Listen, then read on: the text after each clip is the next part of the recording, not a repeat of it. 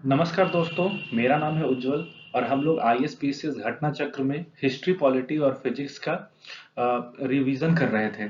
तो जिसमें हम लोगों ने 10-10 क्वेश्चंस के आसपास सारे में कर लिया था। अब हम लोग आगे की तरफ बढ़ते हैं और देखते हैं कि आगे किस तरीके का क्वेश्चन आता है और हम लोगों को किस तरीके से उसे अप्रोच करना है। और सबसे बड़ी बात यह है कि हम लोगों ने हिस्ट्री में जो जो देखा था वो था कांग्रेस की पूर्व की राजनीतिक पार्टियां, जो जो कांग्रेस से पूर्व राजनीतिक पार्टियां बनी थी उसके बारे में हम लोग डिस्कशन कर रहे थे। चलिए फिर आगे बढ़ते हैं आज। तो आज हमारा पहला क्वेश्चन है और ऐसे देखा जाए तो बुक के हिसाब से 12वां नंबर क्वेश्चन है कि निम्नलिखित में से कौन 1885 में स्थापित बम्बई प्रेसिडेंसी एसोसिएशन के संस्थापक में से एक था। ठीक है, तो देखिए यहाँ पर जो ऑप्शन है वो है Firoz Shah Mehta, P Ananda Charlu, M V Raghava Chariar और एस एन बनर्जी। तो इसका जो आंसर है वो है ऑप्शन नंबर 1, फिरोज शाह मेहता। इसमें जो थे सो फिरोज शाह मेहता जो थे सो इसके मतलब एक फाउंडर में से एक थे, है ना। फिरोज शाह मेहता जो कि बम्बई प्रेसिडेंसी एसोसिएशन के फाउंडर में से एक थे। मतलब कि एक थे का मतलब क्या हुआ कि इसमें सिर्फ यही नहीं होंगे, इनके साथ और भी लोग थे जो कि इसमें रहे हैं। यही है फिरोज शाह मेहता। अब इसके बारे में थोड़ा सा एक्सप्लेनेशन देख लेते हैं। तो 1885 ईस्वी में फिरोज शाह मेहता, बदरुद्दीन तैयबजी तथा केटी तैलंग के प्रयास से बम्बई प्रेसिडेंसी एसोसिएशन की स्थापना हुई थी। ठीक है, इसमें तीन इंपॉर्टेंट कौन कौन है, फिरोज शाह मेहता, बदरुद्दीन तैयबजी और केटी तैलंग। ये तीन लोग थे जो कि बम्बई प्रेसिडेंसी एसोसिएशन की स्थापना किए थे। ठीक है, अब नेक्स्ट बढ़ते हैं आगे की तरफ। अब क्वेश्चन है निम्नलिखित युग्मों में से कौन सुमेकित नहीं है, अपना उत्तर दिए गए कूट से पाइए। ठीक है, तो इसमें पहला ऑप्शन देख लीजिए क्या क्या दिया हुआ है। So British India society London, east India association Calcutta, national India association London और इंडियन एसोसिएशन बम्बई। आप लोगों को बताना है कि क्या ब्रिटिश इंडिया सोसाइटी की स्थापना लंदन में हुई थी, ईस्ट इंडिया एसोसिएशन की स्थापना कलकत्ता में हुई थी, ये नेशनल इंडिया एसोसिएशन की स्थापना लंदन में हुई थी और इंडियन एसोसिएशन की स्थापना बम्बई में हुई थी। लेकिन यहाँ पर देख लीजिए कौन सुमेकित नहीं है, मतलब कि आपको गलत वाला चूज करके बताना है। ठीक है, तो इसका जो आंसर है 13 नंबर का ये है आपका D2 and 4। क्या क्या है, इस पहला तो ब्रिटिश इंडिया सोसाइटी की स्थापना लंदन में हुई थी। और बात करते हैं आगे के लिए, तो यहाँ पर दिया हुआ है ब्रिटिश इंडिया सोसाइटी जो है 1839 ईस्वी में लंदन में विलियम एडम के द्वारा इसका स्थापना किया गया था। उसके बाद बात करते हैं ईस्ट इंडिया एसोसिएशन का। यह भी लंदन में ही हुआ था, कलकत्ता में नहीं बल्कि लंदन में हुआ था और इसके जो संस्थापक थे, फाउंडर जो थे वो थे दादा भाई नौरोजी। नेशनल इंडिया एसोसिएशन जिसका की स्थापना हुआ है 1870-71 में, यह भी लंदन में हुआ है और इसके जो संस्थापक थे मेरी कारपेंटर और मैनिंग थे।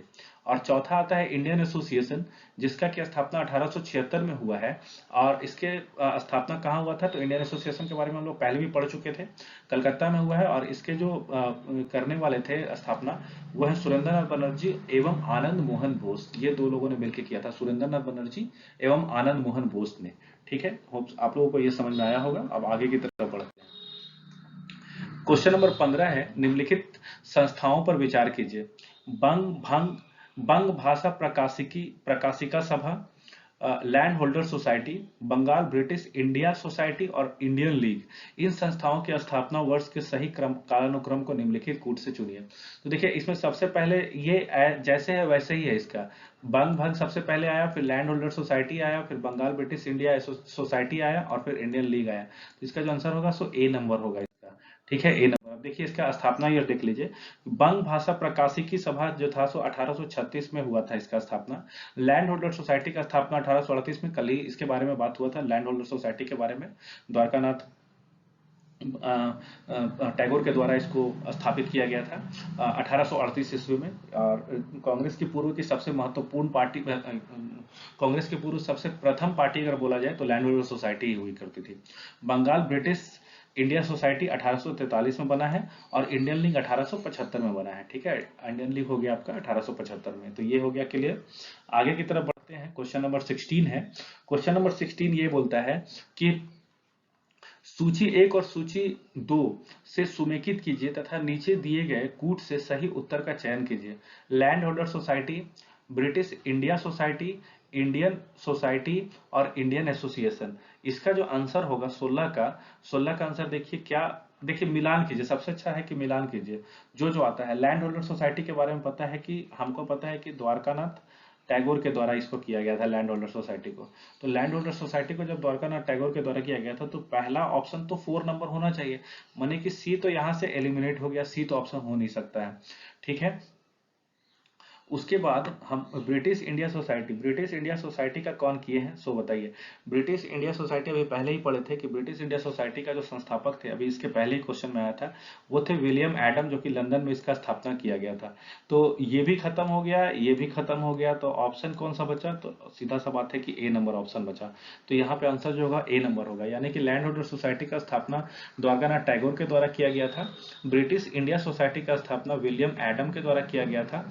इंडियन सोसाइटी का स्थापना आनंद मोहन बोस के द्वारा किया गया था। और इंडियन एसोसिएशन का स्थापना किसके द्वारा किया गया था? तो एस एन बनर्जी के द्वारा किया गया था। ठीक है, समझ में आ गया। अब आगे की तरफ बढ़ते हैं। देखिए यही चीज होगा यहाँ पे दिया हुआ, लैंड होल्डर सोसाइटी की स्थापना किया गया था द्वारकानाथ टैगोर के द्वारा। ब्रिटिश इंडिया सोसाइटी का स्थापना किया गया था विलियम एडम्स के द्वारा। इंडियन सोसाइटी का स्थापना किया गया था आनंद मोहन बोस के द्वारा। और इंडियन एसोसिएशन का स्थापना किया गया था एस एन बनर्जी के द्वारा। ठीक है, चलिए आगे बढ़ते हैं। क्वेश्चन नंबर 17 है, जिसमें इसमें भी सूची का सूची एक को सूची दो से मिलाना है। ठीक है, अब देखिए यहाँ पे इंडियन लीग है, शिशिर कुमार, इंडियन लीग है, इंडियन एसोसिएशन है, भारतीय राष्ट्रीय उदार संघ है, और यूनाइटेड इंडिया पैट्रियाटिक एसोसिएशन है। ठीक है, शिशिर कुमार घोष, आनंद मोहन बोस, सैयद अहमद खान और सुरेंद्र नाथ बनर्जी। तो देखिए इसका मिलान करते हैं। ठीक है, अब देखिए ये जो थे इंडिया लीग जो थे 17 नंबर में, इंडियन लीग जो थे, इसका जो स्थापना किया गया था सो शिशिर कुमार घोष के द्वारा किया गया था। याद रखिएगा, इंडियन लीग का स्थापना शिशिर कुमार घोष के द्वारा किया गया था।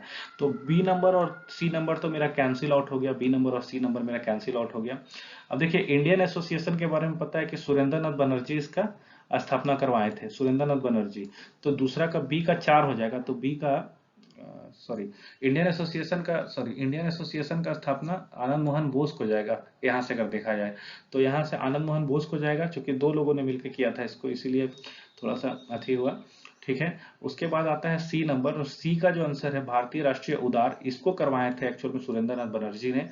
और यूनाइटेड इंडिया पैट्रियाटिक एसोसिएशन का जो स्थापना किया गया था वो किया गया था किसके द्वारा? वो किया गया था सर सैयद अहमद खान के द्वारा, सर सैयद अहमद खान के द्वारा किया गया था। तो इसका आंसर जो होगा सो डी नंबर होगा, यानी इंडियन लीग की जो स्थापना किया गया था शिशिर कुमार घोष के द्वारा किया गया था।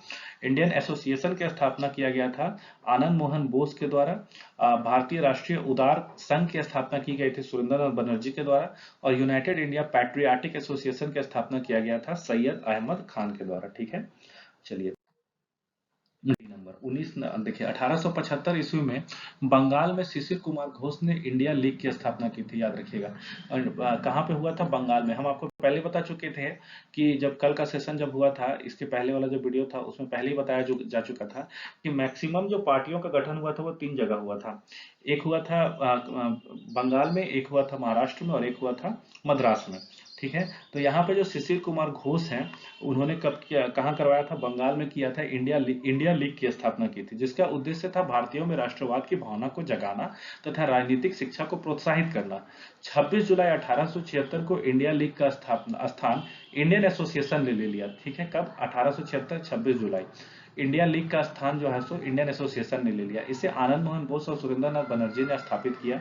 इस संस्था का उद्देश्य मध्यम वर्ग को ही नहीं अपितु सर्वसाधारण को इसमें लाना था, और इसलिए इसका चंदा 5 रुपए वार्षिक रखा गया, जबकि ब्रिटिश इंडियन एसोसिएशन का चंदा 50 रुपए वार्षिक था। सोचिए कितना ज्यादा, 10 गुना ज्यादा। सिर्फ ये इंडियन एसोसिएशन शिक्षित वर्ग के प्रतिनिधियों की मुख्य संस्था बन गई। भारतीय राष्ट्रीय उदारवादी संघ इंडियन नेशनल लिबरल फेडरेशन को सुरेंद्र नाथ बनर्जी और यूनाइटेड इंडिया पैट्रियाटिक एसोसिएशन को सर सैयद अहमद खान ने स्थापित किया था। होप आप लोगों को क्लियर होगा यहाँ तक। 19 नंबर में बढ़ते हैं। 19 नंबर क्वेश्चन है, कलकत्ता में एशियाटिक सोसाइटी ऑफ बंगाल की स्थापना 1784 में किसने की थी? तो ये भी देखिए पहले ही हम लोग कर चुके थे अभी। तो इसका आंसर है विलियम जोन्स। ठीक है ना, तो कलकत्ता में एशियाटिक सोसाइटी ऑफ बंगाल की स्थापना 1784 में की गई थी, जिसको किया गया था किसके द्वारा? विलियम जोन्स के द्वारा। Okay, B number. ठीक है, एशियाटिक सोसाइटी ऑफ बंगाल की स्थापना 1784 में विलियम जोन्स ने की थी। ओके, बात करते हैं 20 नंबर में, इसमें भी आपको सुमेकित करना है कि सूची 1 को सूची 2 में सुमेकित कीजिए तथा कूट से सही भाषा को चुनिए। चलिए देखते हैं यहाँ पर आपका जो होगा सो क्या क्या इसमें दिया हुआ है। सो चलिए 20 नंबर जैसे आपका है क्वेश्चन है कि ब्रिटिश इंडिया एसोसिएशन के बारे में पूछा गया है सबसे पहले, और बॉम्बे प्रेसिडेंसी एसोसिएशन हो गया, British India association, Bombay presidency association. उसके बाद आता है आपका सेंट्रल मोहम्मडन नेशनल एसोसिएशन और servant of India society, Gopal Krishna Gokhale, K T Telang, Radhakant Dev और सैयद अमीर अली। अब चलिए देखते हैं किसका किसका किसने किसने स्थापना किया है। अब देखिए ये जो है British Indian association, British Indian association का जो स्थापना का श्रेय जाता है वो जाता है राधाकांत देवा को, याद रखिएगा। ब्रिटिश इंडियन एसोसिएशन का स्थापना किया था राधाकांत देवा ने। उसके बाद आता है Bombay presidency association, Bombay presidency association का जो स्थापना का श्रेय जाता है वो जाता है आपका गोपाल कृष्ण गोखले को, बॉम्बे प्रेसिडेंसी एसोसिएशन का स्थापना का श्रेय। ठीक है, सॉरी गलती हो गया, माफ कीजिएगा। ये बॉम्बे प्रेसिडेंसी एसोसिएशन का स्थापना केटी तैलंग को जाता है, ना कि इनको, ये आपका जाता है केटी तैलंग को। ओके, बॉम्बे प्रेसिडेंसी एसोसिएशन की स्थापना का श्रेय किसे जाता है? केटी तैलंग को। उसके बाद आता है आपका सेंट्रल मोहम्मडन नेशनल एसोसिएशन, एक ही मुस्लिम नेम है यहाँ पर तो उसको लगा दीजिए। सर सैयद अमीर अली, सैयद अमीर अली को जाता है। और सर्वेंट ऑफ इंडिया सोसाइटी का जो स्थापना है ये श्रेय जाता है किसको? तो सर्वेंट ऑफ इंडिया सोसाइटी का जो स्थापना किया गया था वो गोपाल कृष्ण गोखले के द्वारा किया गया था। तो ब्रिटिश इंडियन एसोसिएशन की स्थापना राधाकांत देवा ने किया था, बॉम्बे प्रेसिडेंसी एसोसिएशन का केटी तैलंग ने किया था। और हम लोग पहला क्वेश्चन बीसी पे किए हैं, सेंट्रल मोहम्मडन नेशनल एसोसिएशन की स्थापना किया गया था सैयद आमिर अली के द्वारा, और सर्वेंट ऑफ इंडियन सोसाइटी का स्थापना किया गया था गोपाल कृष्ण गोखले के द्वारा। तो ब्रिटिश इंडियन एसोसिएशन का जो संस्थापक थे वो थे राधाकांत देवा, बॉम्बे प्रेसिडेंसी एसोसिएशन के संस्थापक K T Telang, central Mohammedan national association के संस्थापक सैयद अहमद अली, और सर्वेंट ऑफ इंडिया सोसाइटी के जो संस्थापक थे वो थे गोपाल कृष्ण गोखले। तो 10 क्वेश्चन हम लोगों ने पॉलिटी का देख लिया है, हिस्ट्री का देख लिया है, और कांग्रेस से पूर्व की राजनीतिक पार्टियां थी वो कंप्लीट हो चुकी हैं। ठीक है, अब इसके आगे हम लोग कांग्रेस के बारे में देखेंगे, वो नेक्स्ट जो वीडियो आएगा वो कांग्रेस बेस्ड पे होगा, इंपॉर्टेंट वीडियो होगा, इसलिए आप लोग देखिएगा उसको तो ज्यादा अच्छा होगा। चलिए आगे बढ़ते हैं अब हम लोग पॉलिटी की तरफ। ओके, देखिए यहाँ पे दिया हुआ एक्सप्लेनेशन में, ब्रिटिश इंडियन एसोसिएशन की स्थापना अक्टूबर 1851 में कलकत्ता में हुई थी। इसके संस्थापक सदस्य राजेंद्र लाल मित्र, राधाकांत देव जो कि अध्यक्ष भी थे, हरिचंद्र मुखर्जी, देवेंद्र टैगोर जो कि महासचिव थे, देवेंद्रनाथ टैगोर। बॉम्बे प्रेसिडेंसी एसोसिएशन की स्थापना 1885 में बंबई में हुई थी। इसके संस्थापक सदस्य फिरोज शाह मेहता, बदरुद्दीन तैयबजी और केटी तैलंग थे। पहला क्वेश्चन हमारा यही था। सैयद अहमद अली ने सेंट्रल मोहम्मडन नेशनल एसोसिएशन की स्थापना की, और गोपाल कृष्ण गोखले ने 1905 में भारतीय लोक सेवक मंडल सर्वेंट ऑफ इंडिया सोसाइटी का गठन किया था। ओके, चलिए पॉलिटी की तरफ बढ़ते हैं, घटना चक्र, आईएसपीसीएस घटना चक्र पॉलिटी की तरफ हम लोग। चलिए क्वेश्चन नंबर पहला इसमें आता है कि देखिए मिलान करना है, संघीय सूची का मिलान करना है राज्य सूची और समवर्ती सूची। ठीक है, तो बताइएगा कि क्या क्या इसमें सही है, क्या क्या इसमें गलत है। सो देखिए, क्या संघीय सूची में 97 सब्जेक्ट्स हैं, प्रविष्टियां मतलब सब्जेक्ट्स को कहा जाता है, क्या संघीय सूची में 97 सब्जेक्ट हैं? राज्य सूची में क्या 47 प्रविष्टियां हैं, और समवर्ती सूची में 66 प्रविष्टियां हैं। देखिए ये जो डेटा जो दिया है 2016 के अनुसार दिया हुआ है, इस चीज को ध्यान रखिएगा। उस समय संघीय सूची में 97 विषय थी, सब्जेक्ट प्रविष्टियां मतलब सब्जेक्ट होता है। ठीक है, संघीय सूची में 97 थी, राज्य सूची में उस वक्त 66 ही थी, और समवर्ती सूची में 47 थी। यानी कि इसका जो आंसर होना चाहिए वो संघीय सूची में तो 97 था, यानी कि ए नंबर, यानी कि सी तो यहाँ से कैंसिल आउट हो गया, और राज्य सूची में 66, यानी कि राज्य सूची का जो ऑप्शन होना चाहिए वो सी नंबर होना चाहिए, ये वाला। ओके, और समवर्ती सूची में 47 ये वाला होना चाहिए, इस तरीका से। तो इसका जो आंसर आना चाहिए था वो आएगा आपका बी नंबर।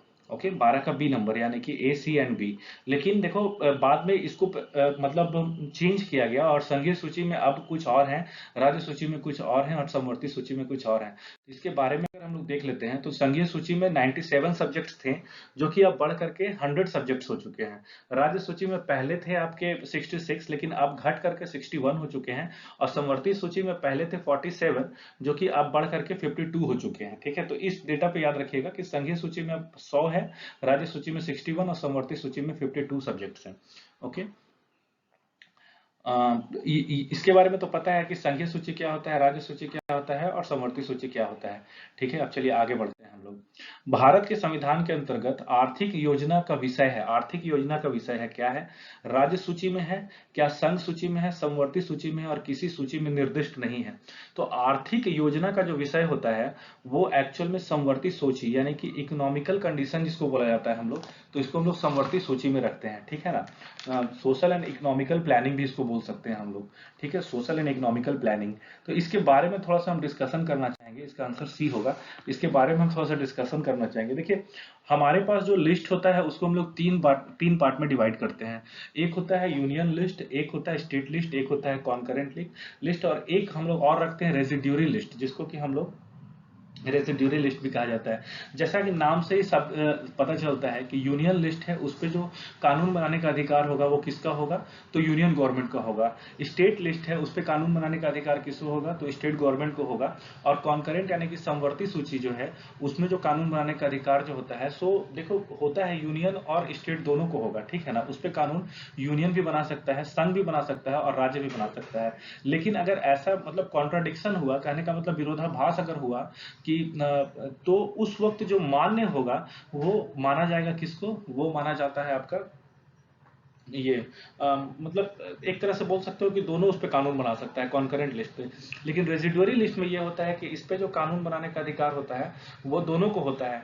ठीक है ना, रेजिडुअरी लिस्ट में। लेकिन इसका अधिकार क्षेत्र ज्यादा किसका आएगा, सेंट्रल गवर्नमेंट का आएगा। कहने का मतलब ये हुआ कि अगर कॉन्ट्राडिक्शन होता है तो उस वक्त जो अधिकार क्षेत्र आएगा वो मतलब सेंट्रल गवर्नमेंट का ही होता है। अब बात कर लेते हैं कि जो संघ सूची जो होता है 100 सब्जेक्ट इसमें रखे गए हैं। स्टेट लिस्ट में हम लोग 61 सब्जेक्ट रखते हैं और कॉन्करेंट में हम लोग 52 सब्जेक्ट को रखते हैं। तो इसमें थोड़ा सा बात कर लेते हैं कि कौन कौन सा चीज, कौन कौन सा सब्जेक्ट, मतलब क्या क्या क्या चीज को रखेंगे हम लोग। तो देखो, यूनियन लिस्ट संघ सूची में 100 सब्जेक्ट में जो इंपॉर्टेंट है उसके बारे में बता देते हैं कि रेलवे आ गया, फॉरेन पॉलिसी यानी कि विदेश नीति आ जाता है, सेंसस आ जाता है जनगणना, बैंकिंग, इंश्योरेंस या शेयर मार्केट आ गया, यूनिटी एंड इंटीग्रिटी आ गया, एकता एवं अखंडता, एटॉमिक एनर्जी आ गया, वॉर एंड पीस हो गया, सिटीजनशिप हो गया, डिफेंस हो गया और पोस्ट ऑफिस सेविंग स्कीम हो गया। ये सब चीज को हम लोग यूनियन लिस्ट पे रखते हैं। ठीक है, स्टेट लिस्ट में बात करते हैं तो लॉ एंड ऑर्डर जो हो गया, कानून व्यवस्था के बारे में, लैंड एंड लैंड रेवेन्यू, भूमि और भूमि राजस्व, अल्कोहल, जैसे कि बिहार में अल्कोहल बंद है तो वो राज्य सूची के अंतर्गत आता है, वहां का लोकल गवर्नमेंट अगर चाहे तो उसको लागू कर सकता है। मार्केट एंड फेयर्स का मतलब होता है बाजार एवं मेले, पब्लिक ऑर्डर हो गया, पब्लिक ऑर्डर भी आप कर सकते हैं। पब्लिक हेल्थ एंड सैनिटेशन, लोक स्वास्थ्य एवं स्वच्छता इसको बोलते हैं। एग्रीकल्चर एंड इरिगेशन, कृषि एवं सिंचाई इसमें आता है। कॉन्करेंट लिस्ट के बारे में बात करते हैं तो कॉन्करेंट लिस्ट में भी 52 सब्जेक्ट है, जिसमें इंपॉर्टेंट आता है एजुकेशन। देखो, एजुकेशन याद रखिएगा कि समवर्ती सूची का विषय होता है। फॉरेस्ट हो गया, family planning and population control हो गया, आईपीसी सीआरपीसी के बारे में आप लोग पढ़ते हैं, इंडियन पैनल कोड और क्रिमिनल प्रोसीजर कोड, ये भी आता है इसमें। न्यूज़पेपर्स हो गया, बुक्स एंड मैगजीन्स हो गए, इलेक्ट्रिसिटी हो गया, सोशल एंड इकोनॉमिकल प्लानिंग हो गया, जो सामाजिक और आर्थिक नियोजन जो अभी हम लोग पढ़े थे, और लेबर एक्ट हो गया। ये सब जो होता है इंपॉर्टेंट है, जिसको कि हम लोग रखते हैं इसके अंदर में। ठीक है, तो यहाँ पर देखिए, समवर्ती सूची की प्रविष्टि संख्या 20 आर्थिक नियोजन का उल्लेख करती है। ज्ञातव्य है कि इसी उपबंध के आधार पर भारत सरकार ने योजना आयोग का गठन किया था। ठीक है, योजना आयोग का गठन किया गया था इसी तर्ज पे। ठीक है, चलिए, जो कि आज के डेट में नीति आयोग के नाम से जाना जाता है। ओके, आर्थिक नियोजन भारतीय संविधान की किस सूची में आता है, हम आपको अभी अभी हम लोग पढ़े थे आर्थिक नियोजन के बारे में, तो ये आता है कि इसमें समवर्ती सूची के अंतर्गत आता है। ठीक है, इसको हम लोग बोलते हैं सोशल एंड इकोनॉमिकल प्लानिंग। ठीक है, सी नंबर। अच्छा, निम्नलिखित में से कौन सा विषय समवर्ती सूची का है, क्या पुलिस समवर्ती सूची का है, क्या आपराधिक मामले समवर्ती सूची का है, रेडियो टेलीविजन और विदेशी मामले, बताइए कौन सा होगा इसमें। तो यहाँ साफ हमको पता है कि देखिए, पुलिस तो हो नहीं सकता है, क्योंकि पुलिस तो आता है आपका लॉ एंड ऑर्डर के टर्म में अगर देखा जाए तो पुलिस तो स्टेट गवर्नमेंट का आ गया। आईपीसी सीआरपीसी, देखिए आपराधिक मामले, आपराधिक मामले का मतलब क्या हुआ कि यहाँ पर जितना भी अपराध वगैरह हो रहा है वो किसके अंदर में आएगा, तो आईपीसी या सीआरपीसी, क्रिमिनल प्रोसीजर एक्ट इसको बोल सकते हैं अपराधी। तो यहाँ पर हम अभी बोले थे, अभी थोड़ा देर पहले ही हम लोग डिस्कशन कर रहे थे कि आईपीसी और सीआरपीसी दोनों का दोनों समवर्ती सूची के अंतर्गत आता है। तो यहाँ पर जिसका आंसर आएगा वो आपराधिक मामले आएगा, यानी कि मतलब एक तरह से सीआरपीसी इसको आप बोल सकते हैं। ठीक है, बी नंबर। ठीक है, चलिए चलिए, निम्नलिखित में से कौन सा विषय समवर्ती सूची का है? कृषि, शिक्षा, पुलिस और रक्षा। आपको बता चुके थे, देखिए एग्रीकल्चर के बारे में आपको बता चुके हैं कि एग्रीकल्चर जो होता है सो किसके अंदर आता है, तो एग्रीकल्चर आता है स्टेट गवर्नमेंट के अंदर, पुलिस भी स्टेट गवर्नमेंट के अंदर, डिफेंस, रक्षा या डिफेंस, डिफेंस जो होता है सो किसके अंदर में आएगा, तो वो सेंट्रल गवर्नमेंट के अंदर में आता है। तो यहाँ पे एजुकेशन के बारे में हम लोग बात किए थे कि सबसे पहला जो हम लोग यूज किए थे कॉन्करेंट लिस्ट में वो एजुकेशन ही था। तो यहाँ पर जो शिक्षा होता है वो हम लोग रखते हैं इसके अंदर में। ठीक है, चलिए आगे बढ़ते हैं हम लोग। भारतीय संविधान में संघीय ढांचे को मजबूती प्रदान करने के लिए विषयों को केंद्र और राज्यों के लिए निश्चित कर दिया गया है। इन्हें महत्व है के आधार पर संघ सूची, राज्य सूची एवं समवर्ती सूची में विभाजित किया जाता है। शिक्षा प्रारंभ में राज्य सूची में शामिल था, किंतु संघ एवं राज्यों दोनों के लिए इसके समान महत्व को देखते हुए संविधान के 42वें संविधान संशोधन और 1976 की धारा 57 द्वारा इसे समवर्ती सूची में डाल दिया गया। ये क्वेश्चन को याद रखिएगा कि 42वां संविधान संशोधन के द्वारा शिक्षा को समवर्ती सूची में डाला गया था। ये बहुत इंपॉर्टेंट है। ठीक है, शिक्षा जो प्रारंभ में राज्य सूची में था, राज्य सूची का विषय था, उसे समवर्ती सूची में स्थानांतरित किया गया था। अभी पढ़े हम लोग 42 42वें संविधान संशोधन के द्वारा। ठीक है, ओके, सी नंबर।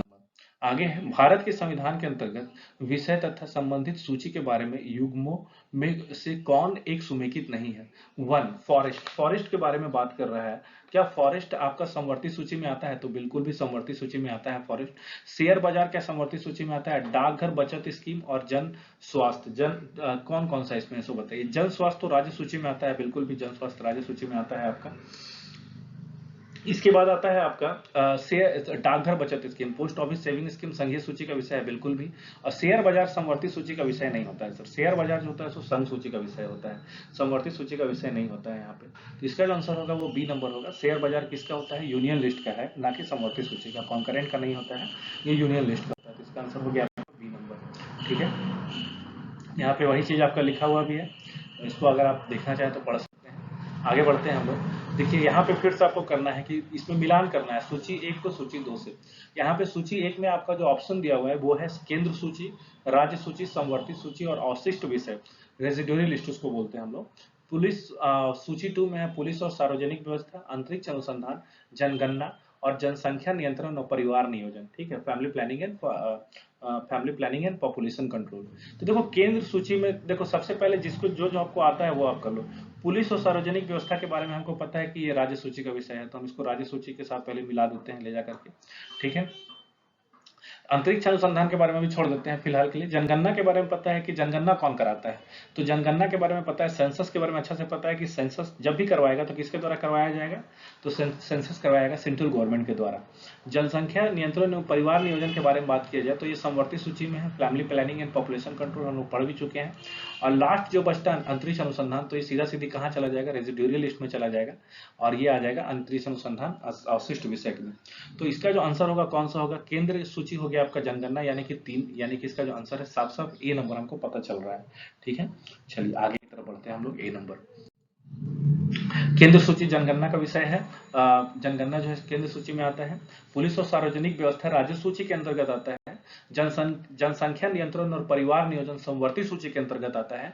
और अंतरिक्ष अनुसंधान अवशिष्ट विषय के अंतर्गत आता है। ठीक है, चलिए आगे की तरफ बढ़ते हैं। तो अब एक और क्वेश्चन यहाँ पे आता है कि भारतीय संविधान के निम्नलिखित में से कौन से प्रावधान शिक्षा पर प्रभाव डालते हैं? कौन सा प्रावधान शिक्षा पर प्रभाव डालता है? राज्य के नीति निर्देशक तत्व बिल्कुल भी डालता है। ग्रामीण और शहरी स्थानीय निकाय ये भी डालता है। पंचम अनुसूची, षष्ठ अनुसूची और सप्तम अनुसूची, 5वीं, 6ठी और 7वीं, ये तीनों भी डालता है। तो इसका आंसर होगा कितना, ये आपका आंसर हो जाएगा डी नंबर। ठीक है, अब हम देखिए आपको थोड़ा सा बता देते हैं कि 5th, 6th और 7th क्या कहता है। सो 5th अनुसूची क्या बोलता है, 6th क्या बोलता है और 7th क्या बोलता है। जो 5th अनुसूची है सो schedule area and schedule tribes के बारे में बात करता है। 6th अनुसूची है वो ट्राइबल्स एरिया ऑफ 4 स्टेट्स, याद रखिएगा ट्राइबल्स एरिया ऑफ 4 स्टेट है। इसमें 4 स्टेट में कौन कौन सा होता है, असम हो गया, मेघालय हो गया, त्रिपुरा हो गया और मिजोरम हो गया। असम हो गया, मेघालय हो गया, त्रिपुरा हो गया और मिजोरम। फिर से याद रखिएगा, असम, मेघालय, त्रिपुरा और मिजोरम, ये षष्ठ अनुसूची का होता है, याद कीजिए। अगर इसमें देखिए कभी कभी ऑप्शन मिस कर देगा कि आपको दे देगा यहाँ पे मेघालय की जगह मणिपुर दे देगा, ठीक है ना, तो मणिपुर इसमें आपको एलिमिनेट करके चलना पड़ेगा। इसमें 4 स्टेट है, कौन कौन सा, असम, मेघालय, त्रिपुरा और मिजोरम। सप्तम अनुसूची लिस्ट के बारे में बात करता है, जो हम लोग अभी पढ़ रहे थे। यूनियन लिस्ट के बारे में बात करते हैं, कॉन्करेंट लिस्ट के बारे में और स्टेट लिस्ट के बारे में बात करता है, ठीक है। चलिए आगे बढ़ते हैं हम लोग। ये हो गया आपका, यहाँ दिया हुआ है वही नीति निर्देशक तत्वों में अनुच्छेद 45 तथा ग्रामीण एवं शहरी निकायों को क्रमशः अनुच्छेद 243 का 6 तथा 243 का ब में प्रदान की गई है, जगह प्रदान की गई है। शक्तियों और प्राधिकारों के अंतर्गत शिक्षा के प्रावधान किए गए हैं। अनुच्छेद 45 के अंतर्गत नीति निर्देशक तत्व बच्चों की देखभाल एवं 6 वर्ष की आयु तक शिक्षा का उपबंध करता है। पंचायतों को 243 का 6 के अंतर्गत तथा नगर पालिकाओं को 243 का ब के अंतर्गत शक्तियां, प्राधिकारों एवं उत्तरदायित्वों का आवंटन किया गया है, जिसमें शिक्षा के प्रबंध की व्यवस्था का भी उत्तरदायित्व है। अप्रत्यक्ष रूप से पंचम, षष्ठम एवं सप्तम अनुसूची भी शिक्षा से संबंधित प्रावधान शामिल है, ठीक है, ओके, ठीक है। चलिए, तो ये पॉलिटी कंप्लीट हो गया अब हमारा। अब आगे देखते हैं हम लोग फिजिक्स के लिए। फिजिक्स के लिए जो क्वेश्चन शुरू होता है वो यहां से शुरू होता है। अच्छा, प्रकाश की गति किसके बीच से जाते हुए न्यूनतम होगी? अब बताओ, प्रकाश की गति किसके बीच से जाते हुए न्यूनतम होगी? कांच के बीच से, निर्वात के बीच से, जल के बीच से या फिर वायु के बीच से? अब देखिए, याद रखिएगा इस चीज को। देखिए, जिसका रिफ्रैक्टिव इंडेक्स जितना ज्यादा होता है ना, जो भी वस्तु है, जो भी आपके पास वस्तु है, जिसका रिफ्रैक्टिव इंडेक्स जितना ज्यादा होगा, उसका वहां पे प्रकाश की चाल उतना कम होगी, ठीक है। जिसका भी रिफ्रैक्टिव इंडेक्स जितना ज्यादा, वहां पे प्रकाश की चाल उतना ही कम। तो यहां से अगर देखा जाए तो यहां से जो सबसे कम ज्यादा रिफ्रैक्टिव इंडेक्स है वो कांच का होता है, जो लगभग 1.33 होता है कांच का रिफ्रैक्टिव इंडेक्स, ठीक है। तो इसी वजह से यहां पर जो इसका ये होगा, मतलब वो सबसे मैक्सिमम होता है, ठीक है, समझ में आ गया। तो जिसका जिसका जितना ज्यादा रिफ्रैक्टिव इंडेक्स, उसका स्पीड उतना कम, ओके। चलिए आगे की तरफ बढ़ते हैं। जिस वस्तु या पदार्थ का अपवर्तनांक जितना ज्यादा होगा, उसमें प्रकाश की गति न्यूनतम होगी। कांच, निर्वात, जल तथा वायु में कांच का अपवर्तनांक सबसे ज्यादा होता है, इसलिए प्रकाश की गति न्यूनतम होती है, ओके। सूर्य के प्रकाश को धरती की सतह पर पहुंचने में लगने वाला समय कितना है? आप लोगों को पता है बहुत अच्छे से कि ये 8.5 मिनट होता है, इसमें कोई एक्सप्लेनेशन की जरूरत नहीं है। सी नंबर, सूर्य के प्रकाश को पृथ्वी की सतह तक पहुंचने में 500 सेकंड लगते हैं, जिसे बदलने पर लगभग 8.5 मिनट होता है, ठीक है।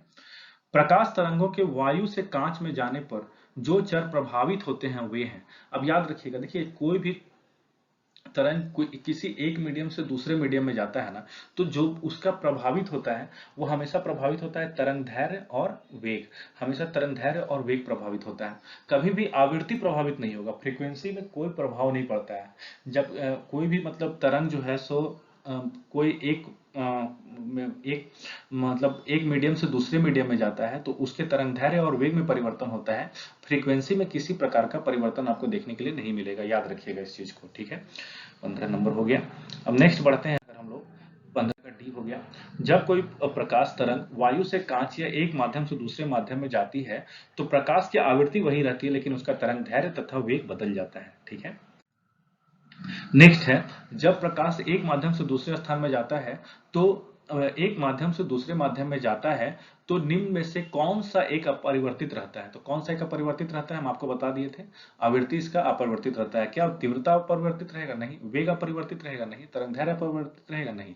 ये अपरिवर्तित मतलब जो चेंज नहीं होता है उसको बोलते हैं हम लोग अपरिवर्तित। तो इसका आंसर होगा आवृत्ति, डी नंबर। जब प्रकाश की किरण सघन माध्यम से विरल माध्यम में गमन करती है तो क्या होती है? सो बताइएगा। जब प्रकाश की किरण सघन माध्यम से विरल माध्यम में गमन करती है तो क्या होती है? इसकी चाल बढ़ जाती है तथा यह अविलंब से दूर हट जाती है। इसकी चाल बढ़ जाती है तथा यह अविलंब से की ओर झुक जाती है। इसकी चाल घट जाती है तथा यह अविलंब से दूर हट जाती है। इसकी चाल घट जाती है तथा यह अविलंब की ओर झुकती है। इसका ऑप्शन क्या होगा? जब प्रकाश की किरण सघन माध्यम से विरल माध्यम में जाता है, जब प्रकाश की किरण सघन माध्यम से विरल माध्यम में जाता है, नॉर्मल सा बात समझिएगा। देखिए, आप याद याद कीजिए, सोचिए एक बार कि आप खाली स्थान में ज्यादा तेज चल सकते हैं या फिर एकदम पूरा जहाँ पे कंजेशन पूरा है, बहुत सारे लोग जमा है, वहां पे ज्यादा तेज चल सकते हैं।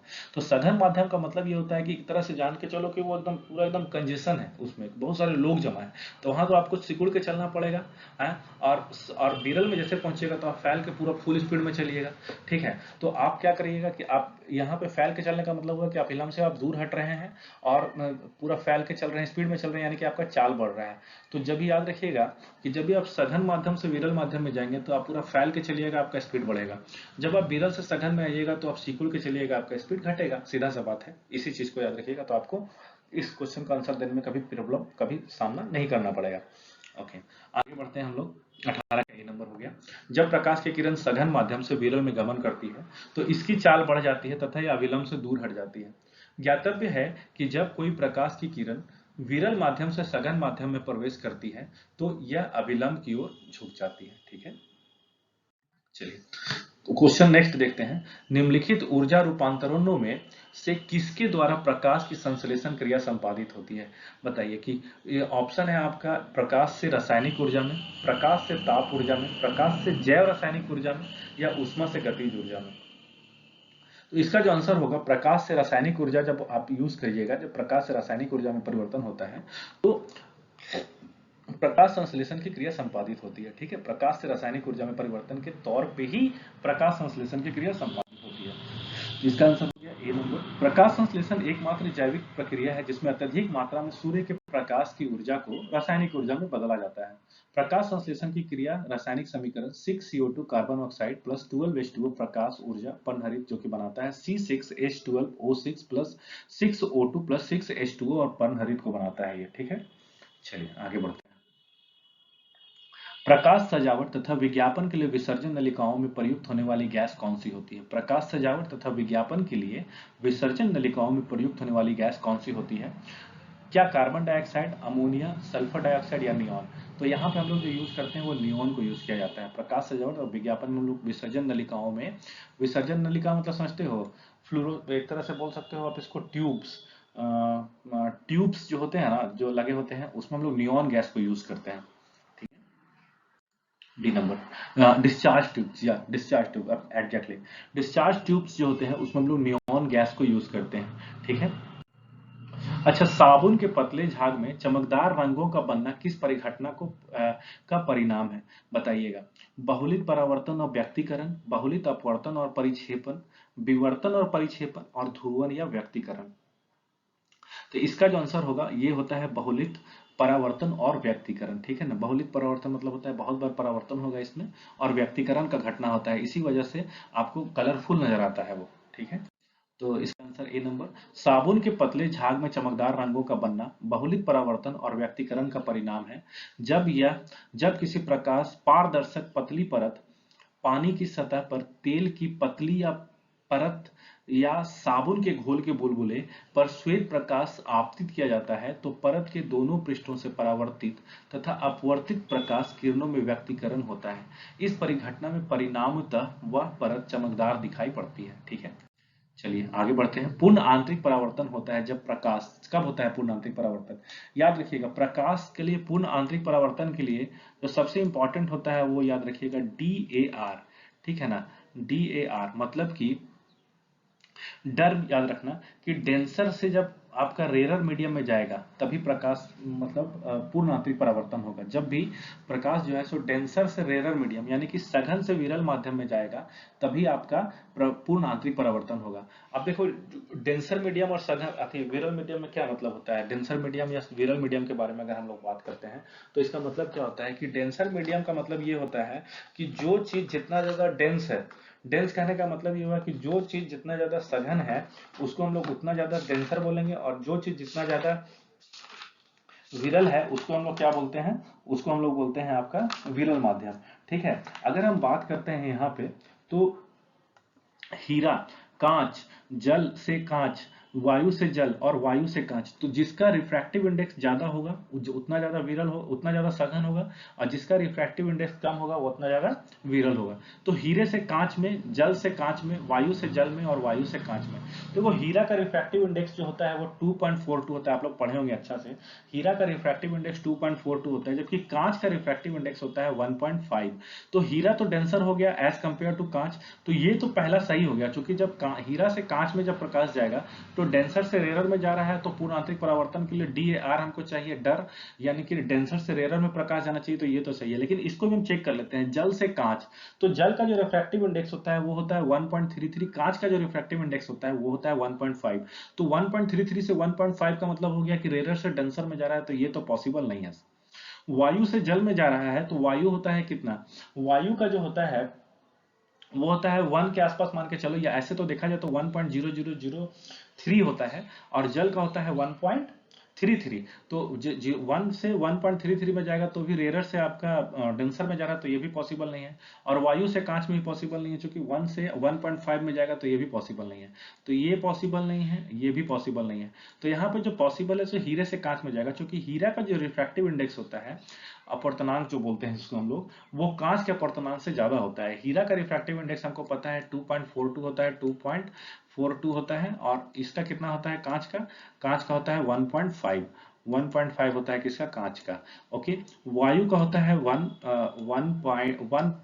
होता है, वायु का 1 मान के चल सकते हैं, और जल का होता है 1.33, ठीक है, 1.33 होता है जल का, याद रखिएगा। ओके, जल का तुमको पता है 1.33 होता है, 1.33, और कांच के बारे में पता है हमको, कांच का कितना बताएं अभी हम, कांच का होता है 1.5 होता है कांच का, याद रखिएगा।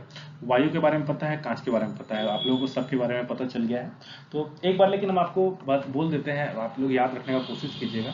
देखिए वैक्यूम जो होता है ना, जो निर्वात, निर्वात का कहने का मतलब क्या हुआ कि जहां पे एयर टाइट हो, मतलब एयर है ही नहीं, उसको हम लोग निर्वात बोलते हैं। वहां का जो रिफ्रैक्टिव इंडेक्स होता है वो होता है 1।